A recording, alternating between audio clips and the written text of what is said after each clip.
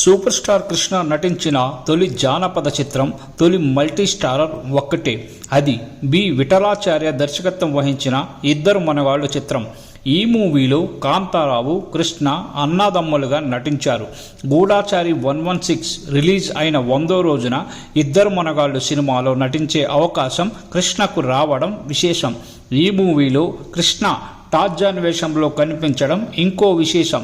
సగం సినిమాలో ఆయనకు అసలు మాటలే ఉండవు, కేవలం ఎక్స్ప్రెషన్స్ మాత్రమే ఉంటాయి.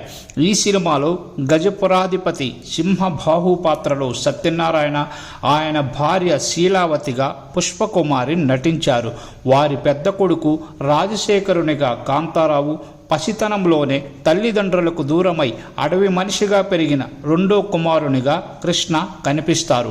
కాంతారావు సరసన కృష్ణకుమారి, కృష్ణ జోడిగా సంధ్యారాణి నటించారు. కన్నె మనసులు సినిమా తర్వాత కృష్ణ సంధ్యారాణి జంటగా నటించిన సినిమా ఇదే. ఇందులో మాంత్రికుడు ధూమకేతువు అనే ప్రతినాయకుడు పాత్రను నెల్లూరు కాంతారావు చేశారు. రమణారెడ్డి, రామదాసు, రావి కొండలరావు, సారథి, మోదుకూరి సత్యం, కాశీనాథ్ తాత, గణేష్ వేలంగి, రఘురాం, సుకన్య, తిలకం ఇతర పాత్రధారులు. ఇద్దరు మనగాళ్ళు సినిమాని మొదట 1967 ఫిబ్రవరి 16న విడుదల చేయాలని నిర్మాత పి మల్లికార్జునరావు అనుకున్నారు. కానీ ఆ రోజుల్లో కరెంటు కొరత తీవ్రంగా ఉండేది.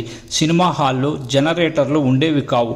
పైగా ఆంధ్రప్రదేశ్లో విద్యుత్ కార్మికుల సమ్మె కారణంగా విద్యుత్ సరఫరాలో అంతరాయం ఏర్పడింది.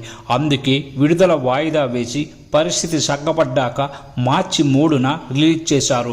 ఎస్పి కోదండపాణి సంగీతం సమకూర్చిన ఈ చిత్రంలోని పాటల్ని సి నారాయణ రెడ్డి, వేటూరి, దాశరథి, ఆరుద్ర రాశారు. వరదరాజన్ సినిమాటోగ్రఫీ సమకూర్చగా రజనీకాంత్, నగాయిచ్ కెమెరా ట్రిక్స్ సమకూర్చారు.